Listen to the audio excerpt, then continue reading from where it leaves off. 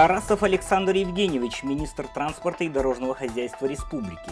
Родился 29 сентября 1956 года в Верхоянске. Окончил в 1986 году Якутский государственный университет и в 2003 году Академию гражданской авиации в Санкт-Петербурге.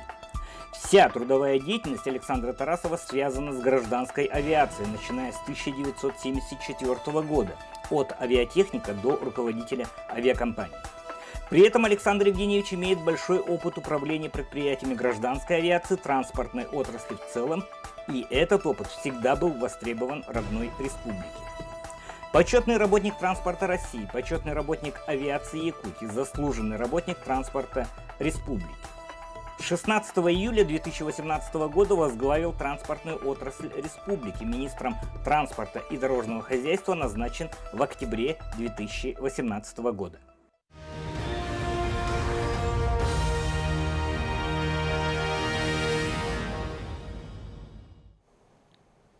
Добрый вечер, дорогие телезрители, добрый предпраздничный вечер. Как вы уже поняли из только что увиденной визитки, сегодня в рубрике «Правительство Лайв», которая одновременно выходит на канале Якутия-24 и на нашем инстаграм-аккаунте «Правительство Лайв». Сегодня гость нашего прямого эфира, один из самых харизматичных, один из самых брутальных, можно даже сказать, да, персон Якутского кабинета министров, министр транспорта и дорожного хозяйства Александр Евгеньевич Тарасов. Здравствуйте, Александр Евгеньевич. И, здравствуйте. Наверное, вначале все-таки поздравим наших телезрительниц, наших пассажирок, жен наших водителей, дорожников и так далее. Давайте. С удовольствием.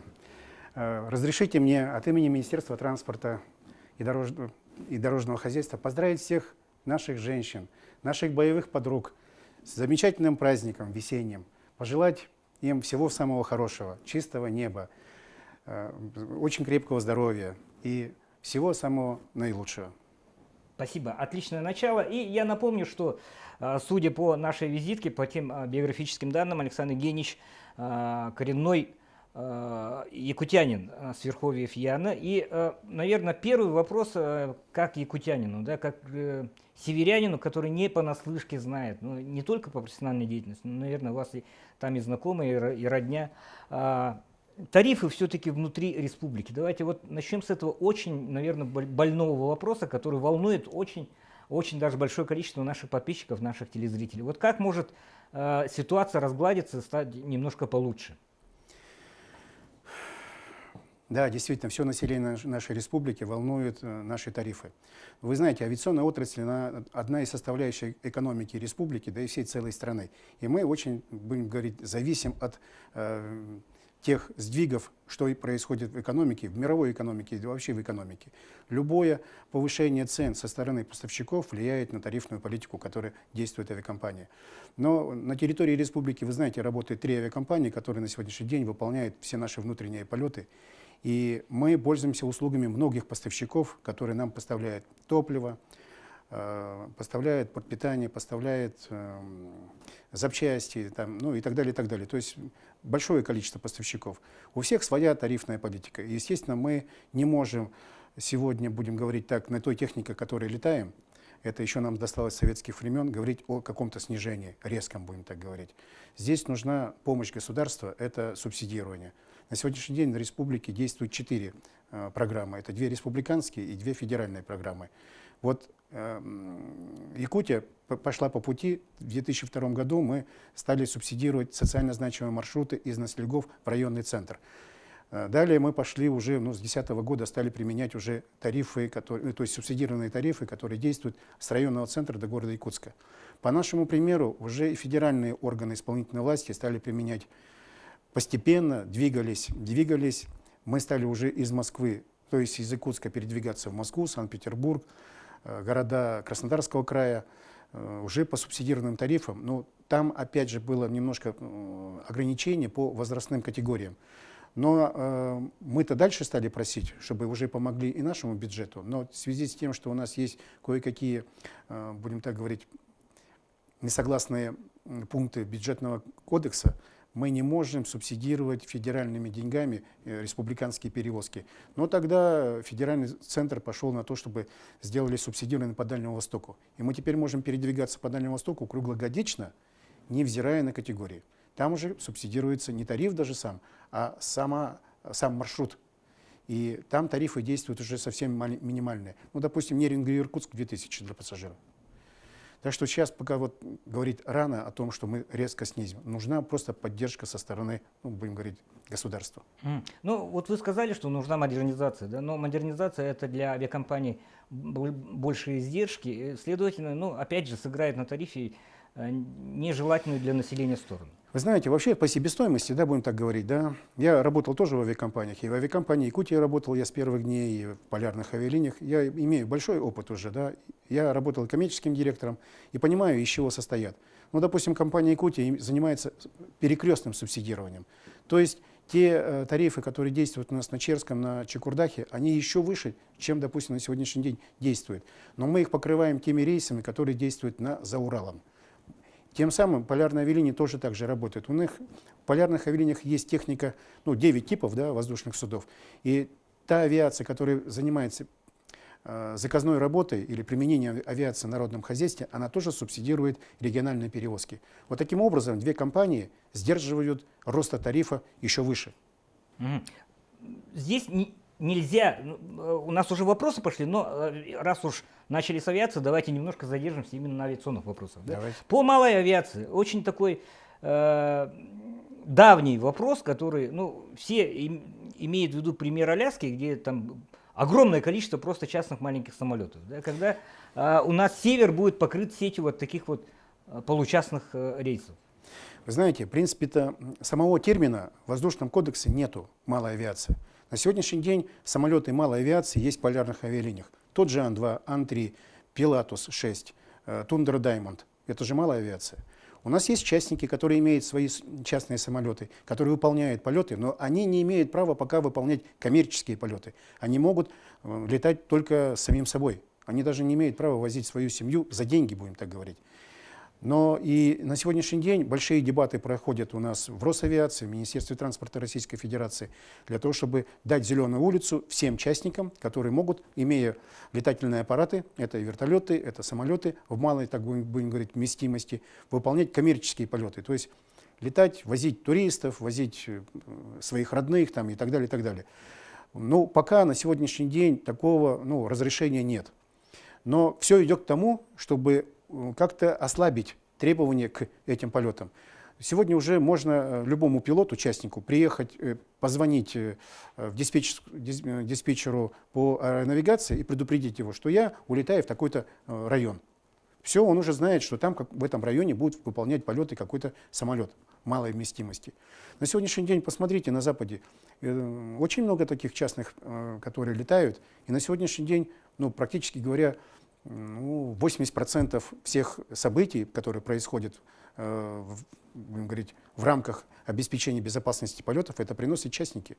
Они летают у нас во всех крупных аэропортах, мешают действия регулярным рейсам, большим самолетам, при посадках, взлетах и так далее. Уже есть такие нарушения. И в Якутске у нас, вот последний случай, вы знаете, тоже в горах, человек... Новосельцев, когда спасали, да. Я понимаю, что он хотел как лучше, но, видите, получилось совсем по-другому немножко. Хорошо. Давайте спустимся с небес на реку. Каковы сроки закрытия ледовой переправы в этом году? Сроки-то бывают разные на разных реках, в зависимости от толщины льда и в зависимости, какая погода будет. Мы, в принципе-то, в прошлом году открыли зимники раньше сроков. Насколько я, допустим, знаю, что всегда зимники порой иногда открывались даже в марте месяце, это в арктических районах. Но мы открыли их в декабре. Что-то в январе, но это совсем. То есть мы обеспечили открытие зимников своевременно, и у нас сегодня все груза, которые должны были дойти до потребителя, практически, говоря, дошли. Не дают спуститься с небес опять. Когда закончится реконструкция аэропорта Якутск, спрашивает наша подписчица. Ведь в связи с реконструкцией есть ограничения по приему определенных типов судов. Пока ограничений таких, будем говорить, максимальных нет, они наступят только на будущий год. И вся реконструкция аэропорта Якутск закончится в 2021 году. 2021 году. Да. То есть после 2021 года, скажем, Да. все типы, которые запланированы, даже Да, больше, да. мы сможем принимать. Да. Отлично. Вашего родного Верхояне, видимо, с Верхоянска человек, все ли грузы успеют дойти по плану в Северные Улусы? Конкретно вот Верхоянск интересует. Ну, мы, как дорожники, должны обеспечить дорогу, а автотранспортники должны обеспечить уже перевозку. Я думаю, что все получится у нас хорошо. Угу. Опять же, вот что касается, ну, единым блоком давайте сделаем. Как обстоят дела в обновленной авиакомпании Якутия? Ну, понятно, что людей волнует та лихорадка, которая преследует компанию. Как показал себя новый руководитель? Ну, пока сейчас трудно говорить о том, что как он себя показал, но какие-то зачатки уже появляются положительные. Уже меньше поступает жалоб от тех же пассажиров, хотя еще не все задержки мы изжили из себя. Последняя задержка вопиющая была это с детьми, которые ехали с Монголии. Но здесь, понимаете как, здесь надо одновременно сразу все, конечно, мы не решим. Компания «Якутия» разработала свою стратегию развития до 30 года. Мы эту стратегию сейчас должны рассмотреть и в правительстве, и на совете директоров. На сегодня мы поменяли часть руководства авиакомпании. Мы, практически говоря, меняем состав совета директоров. У нас работа предприятия на контроле правительства, на контроле у главы республики, который встречается почти ежедневно с генеральным директором, председатель правительства встречается ежедневно, куратор, председатель совета директоров, он же, это первый заместитель председателя правительства, встречается ежедневно, и он его, генерального директора, принимает на каждый понедельник на планерках, и он докладывает о ситуации в компании, какая происходит.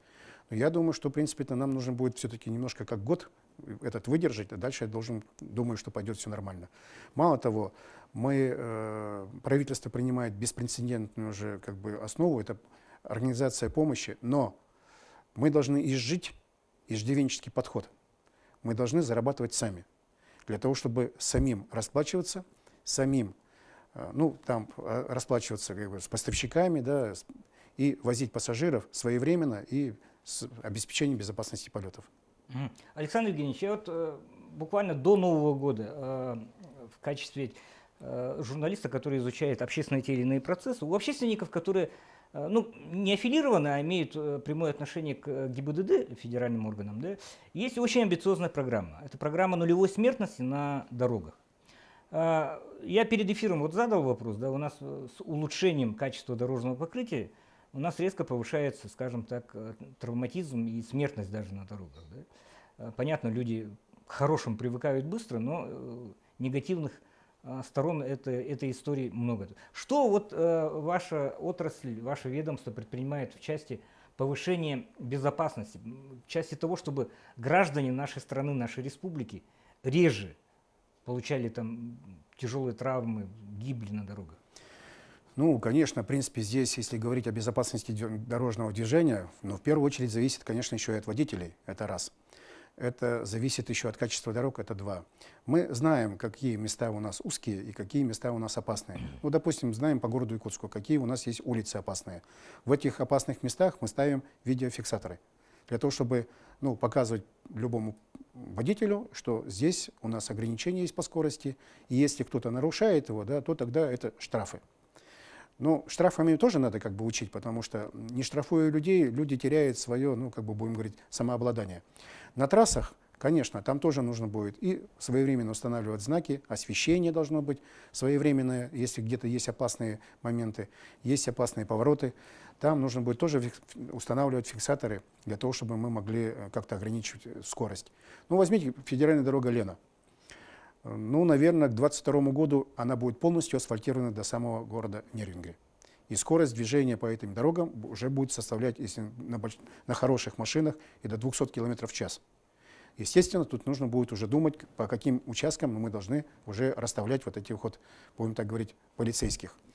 Мало того, мы должны еще и говорить о тех местах, где должны дежурить, наверное, еще и ГИБДД. Все-таки дорога есть дорога. На дороге всякое случается. Естественно, мы должны предупреждать это. И вот будем вместе работать с правоохранительными органами. Мгм.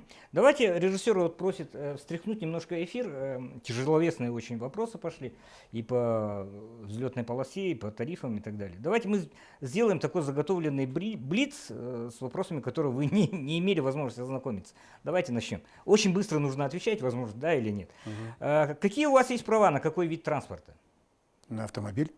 На маломерные суда нет, да? Нет, нет, у меня больше никаких прав нету. Мгм. Зафиксированы ли у вас определенные часы полета в качестве летчика? Я не летчик, во-первых. Пассажиром было, когда я был директором авиакомпании «Якутские авиалинии», 72 часа в месяц. Какая первая запись стоит в трудовой книжке? Авиационный техник? Авиационный техник. Помните ли, что купили на первую зарплату? Нет, не помню. Самое теплое воспоминание из детства, которое вы на Новый год вспоминаете? Ну, это, наверное, посещение детского дома пионеров и его директора Авдеева Фаины Иннокентьевны. Вот это, наверное, самое теплое. Ну, Фаина Иннокентьевна, да, редкий якутянин Я не ее, вспомнит теплым я ее словом. ученик, добавок еще. Следующий вопрос. Где играли свадьбу? Свадьбу я играл. Регистрация вообще проходила у меня в клубе имени Гагарина. Не в ЗАГСе, а в клубе имени Гагарина. А свадьба проходила в Портовской столовой. Портовской столовой, отлично. Что любите покушать? Да, я все люблю. Ну, любимое какое блюдо? Ну, любимое блюдо. Так сразу и не ответишь. Ну, наверное, может быть. Ну, пельмени, наверное. Пельмени. По дому какие функции на вас возлагаются? У нас функции разделены с супругой. Она готовит кушать, а я убираю квартиру. Что готовите супруге на 8 марта? Ну, как правило, все мужчины готовят это. Цветы покупаю. Ну, и что-то в квартире убираюсь, помогаю по хозяйству и покушать что-то сварю. Сделать максимально приятно, да? Ну, конечно. Освобождаю ее от этих вот обязанностей. Хорошо. Спасибо за ответы на наш блиц-опрос. И переходим опять к таким полновесным вопросам. Людей волнует состояние тех воздушных судов, на которых они вынуждены совершать перелеты. Вот как обстоит дело с обновлением парка воздушных судов? Ну, вы знаете, если говорить о тех самолетах, которые эксплуатируются у нас в наших авиакомпаниях, это наш Трудяга Ан-24, Ан-26 в полярных авиалиниях, это вертолет Ми-8. Да, техника пришла к нам еще с советских времен. Но техническое состояние у этих самолетов удовлетворительное на сегодняшний день. Все в исправном состоянии. Мы проходим периодические обслуживания технические. Проводятся комиссионные проверки, проводятся разовые проверки, плановые проверки. То есть наш технический состав, по большому счету, очень подготовленный. И возглавляют наши технические службы очень подготовленные, опытные, умелые руководители. Если говорить о обновлении парка, да, ну, допустим, полярные авиалинии должны обновить парк малой, будем так говорить, авиации, или средней, будем говорить. Это на замену Ан-24 должно прийти, на замену тех же самолетов Ан-2, Ан-3. Это наш будущий самолет «Байкал», который на сегодняшний день хотят изготавливать Улан-Удэнский авиационный завод. И мы с ними подписали соглашение для того, чтобы первые самолеты, которые они сделают в 2022 году, они должны прийти в Якутию. Они нечто среднее между Ан-2 и Ан-24, да? Нет, они что-то между средним Л-410 и Ан-2. Чебурашкой, да? Ну да. Ближе к Чебурашке. Ближе, да. Угу. Но этот самолет для чего нужен? Мы его поставим в каждом районном центре, и он будет выполнять полеты внутри района, в каждую деревню. Для этого мы должны подготовить землю, то есть авиационные площадки. Вот над чем сегодня как бы правительство работает, наше министерство. Мы с главами уже, ну вот, в Заречную уже открывали же рейсы. Я успел открыть Амгу, мой преемник открывает уже Текель. Дальше мы будем Чурапчу открывать, Барагонцы открывать. И 30 лет туда не летали. Там и есть прекрасные дороги, но все равно должна быть еще и авиация. То есть ускорить процесс перевозки пассажиров. За 1 час, и ты уже на той стороне. Пример привели, да? В Чурапче, территория бывшего аэропорта, то есть как райцентр, там тоже был аэропорт, да? Да. Там уже застроен... А мы другое место подбираем. Уже? Конечно. То есть свято место пусто не бывает? Нет, нет. Абсолютно хорошо. Почему только федеральные дороги ремонтируются, пишет наш посетитель. Намский тракт, почему в таком плачевном состоянии? Вы знаете, у нас федеральные дороги финансируются из федерального бюджета. Там своя статья расходов, да, и они едут, защищают, естественно, получают какие-то деньги. Мы свои дороги содержим за счет дорожного фонда. Дорожный фонд у нас комплектуется из тех затрат акцизов, которые уходят у нас на горюче-смазочные материалы. Наш дорожный фонд на сегодняшний день составляет примерно ежегодно где-то 4,8 миллиарда рублей. Естественно, для этих дорог, для наших, будем говорить, муниципальных и региональных, это очень мало. Сейчас есть национальный проект «Безопасные и качественные дороги».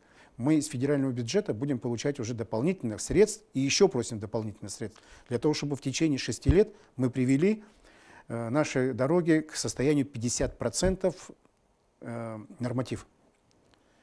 А город Якутск, как агломерация крупная, мы должны достигнуть где-то 85% качественных дорог. Угу. В Мирнинском районе рушится мост через реку Чоналы. Что в таких случаях? Там действительно мост в плачевном состоянии. Я недавно был в Мирном. На сегодняшний день мы устанавливаем там временный мост, так называемый САРМ. Уже вбили сваи, уже подвезли грунт. Идем раньше срока. Мы обещали до 1 мая установить этот САРМ, для того, чтобы сообщение было и большими грузами, машинами передвигались, и легковым автотранспортом. Я думаю, что в апреле месяце, то есть в марте месяце мы установим этот САРМ, и там уже дорога будет нормальная. А вообще дальше мы работаем так. Мы будем разрабатывать проектно-сметную документацию для того, чтобы построить новый капитальный мост. Не секрет, что восстановили междугородние регулярные маршруты автобусов. Да? Также функционируют службы такси различного плана. Но никоим образом не упорядоченные, пишут нам. Неужели индрайвер полностью, мы полагаемся только на индрайвер, а вот таких, скажем так, сертифицированных служб такси мы отдали на откуп полностью частникам? Ну, в принципе, вы знаете, частный бизнес-то его как бы и не закроешь. Люди должны работать. Здесь надо просто смотреть, чтобы у всех были автомобили, соответствовали и водители соответствовали тем требованиям, на которые сегодня говорит закон о такси. Угу. Опять же такси, да, но посетитель уже воздушным такси интересуется. Когда все-таки маршруты воздушного такси появятся? Когда появятся такие вот самолеты, которые можно эксплуатировать как такси. Ан-24 же не будешь делать его из такси. Он слишком большой. То есть класса Cessna там... Ну, класс Cessna, вы знаете, не все аэродромы как бы подготовлены к приему этого воздушного судна. Ну, допустим, мы предлагаем сегодня, или вот Полярное авиалинии предлагает Тундру. У нас есть туристические маршруты. Это Безанарий, это Ленские столбы, это по большому кругу города и по малому кругу города. Но не все еще откликаются, хотя есть желающие посмотреть сверху. А цена какая-то? Ну, там цены разные. Допустим, там цена, я насколько помню, 17 тысяч это Ленские столбы вместе с Безанарием. Но это большое расстояние, да? А по городу Якутску, насколько я помню, что-то около 12, что ли. Вопрос, который все-таки смежный к вопросу строительства Ленского моста, который в последнее время стоит все, звучит, вернее, все громче. Да? Когда упорядочат передвижение на паромах? Ведь от этого очень много зависит. Вы знаете, в прошлом году было поручение главы республики, и этим порядком занялся уже сам председатель правительства. Мы неоднократно собирались вместе с паромщиками у председателя правительства, у Солодова Владимира Викторовича, которые решали, как эту проблему решить. На сегодняшний день приняты кое-какие примитивные меры для того, чтобы порядок обеспечить. Вот в конце, допустим, года или в конце навигации, будем так говорить, порядок какой-то мы все-таки сумели навести. Не было уже такой толчии, не было такого уже, хотя меры не всем понравились, но все-таки крутые меры принимать надо было, пока там не дошло до, будем так говорить, до смертоубийств. Да, вот до этого. Хотя уже такие случаи были. Но тут же не только ваше ведомство, но еще и подключилось еще и... Да, это Министерство инноваций, будем так говорить, и технологии, да, они работают над программой. Ну, идея-то какая? Опять же, если позволит нам та площадь, на которой мы сегодня действуем, да, или будем говорить, паромщики действуют, это электронные билеты. Хотя, вы знаете, там надо еще большую работу провести, чтобы организовать эту всю работу. Как она получится, будем пробовать в этом году. Если получится, ну, это хорошо. Сразу же смежный вопрос. Да, я в прошлом году тоже организовывал прямые эфиры на эту тему. Ладно, вот эта часть, скажем так, левый берег, да, на правый берег. Идет глубокая эрозия берега. Там, если не предпринять каких-либо серьезных шагов по Да, берегоукреплению, вы то рискуем знаете, же остаться вообще без места, где причалить можно. вы знаете, там идут сейчас берегоукрепительные работы, это занимается уже Министерство экологии, потому что, ну, как бы, река — это в первую очередь экология. Вся-то беда в том, что река подходит, уже подмывает к федеральной дороге, которая, если она ее, ну, размоет, то тогда будет опять какой-то у нас перерыв. И сейчас большие деньги, ну, будем какие большие деньги, около 100 миллионов уже запланировано было на прошлый год и на этот год тоже. Мы вот на следующей неделе поедем, посмотрим, что было сделано в прошлом году, и постараемся весной еще раз организовать поездку со всеми строителями, которые занимаются этим, берегоукрепительными работами. Там строят такие, будем говорить, ну, выездные шипы, которые должны уберечь от ледоходов, чтобы лед уходил, и меньше было размывов. Мгм. Еще один вопрос от подписчиков. Если железную дорогу построили, есть ли рост перевозок? Вообще, какие изменения грядут? Ну, на сегодняшний день дорога построена, действительно, да. Она занимается перевозкой грузов. Я надеюсь, что в марте месяце или в апреле месяце мы окончательно примем эту работу. У нас примет Транснадзор, и тогда откроется по единому грузовому тарифу движение, перевозка грузов. Груза действительно идут, и уже так это достаточно А это много. легально? Это легально, конечно. Это легально. Да. Мы в августе месяце откроем, как говорите вы, легально уже пассажирское движение. Где-то примерно так у нас будут вагоны идти до соединения с другими, будем так говорить, локомотивами. Это где-то в 9:40 наш пассажирский поезд уже будет отходить от станции Нижний Бестях. Это с августа месяца. Уже с августа. Да. То есть можно, в принципе, будет малину пособирать, там куда-нибудь в Алданский. Да, можно район. уже и на Дальний Восток уже уехать на Мгм. поезде. А каковы вот насчет тарифов железных дорог Якутии? Дело в том, что многие очень коммерческие структуры ну, пожаловались на то, что он поднял. Дело в том, что сегодня действуют пока тарифы, это, как бы, будем говорить, разрывные. До Биркокита тариф российской железных дорог, а от Биркокита до Бестяха это тариф ЖДЯ. Как только дорога вся полностью будет принята, то тогда у нас сразу будет тариф единый, вот этот грузовой. Пассажирский тариф, сначала надо посчитать, какие будут расходы, для того, чтобы можно было уже потом эти расходы и доходы совместить, чтобы посчитать, какой будет тариф, и защитить их в наших антимонопольных учреждениях. Угу. Александр Евгеньевич, от меня личный вопрос. Вот вам, авиатору, каково вот следить за ситуацией и на железной дороге, на автомобильных дорогах, просто чисто по-человечески? Ну, я-то не один слежу. У меня, ну, у нас, будем так говорить, в Министерстве транспорта работает квалифицированный персонал, который уже имеет практический опыт работы.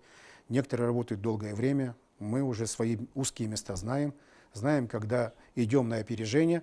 Почему? Потому что, ну, у нас из года в год, будем говорить, одно и то же, да? Навигация, зимники, дороги, авиация, весенние, летние перевозки и так далее, и так далее. То есть мы уже знаем свою работу, и, естественно, мы уже и опережаем, чтобы не допустить какие-то, ну, будем так говорить, срывы в нашей работе. А коллектив действительно у нас высокопрофессиональный. Угу.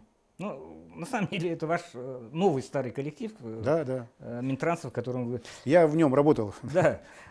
И еще от нашего подписчика, наверное, последний вопрос. Какую марку автомобиля лично вы эксплуатируете, спрашивает наш подписчик. У меня Toyota Highlander.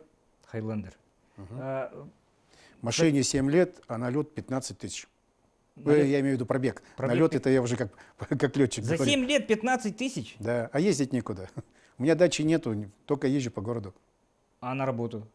А на работу я пешком хожу. Отлично. Отлично. И в преддверии 8 марта министр транспорта и дорожного хозяйства Александр Евгеньевич Тарасов, родом с Верхояния, начинал авиатехником, руководил авиакомпаниями, можно сказать, да, был коммерческим директором в одной авиакомпании, и генеральным директором в другой. И сейчас с октября возглавляет ведомство транспорта нашей республики. И на те вопросы, вот, на которые мы просто физически не успели дать Ответы вы, конечно же, получите в таком офлайн режиме, ответы в ближайшее же время. Оставайтесь на нашем аккаунте, оставайтесь с нами. Правительство Лайф. Спасибо, Александр Евгеньевич, и до следующих, получается, встреч с другими руководителями ведомств, министерств, правительства нашей республики, которые вам интересны, дорогие наши подписчики. Увидимся.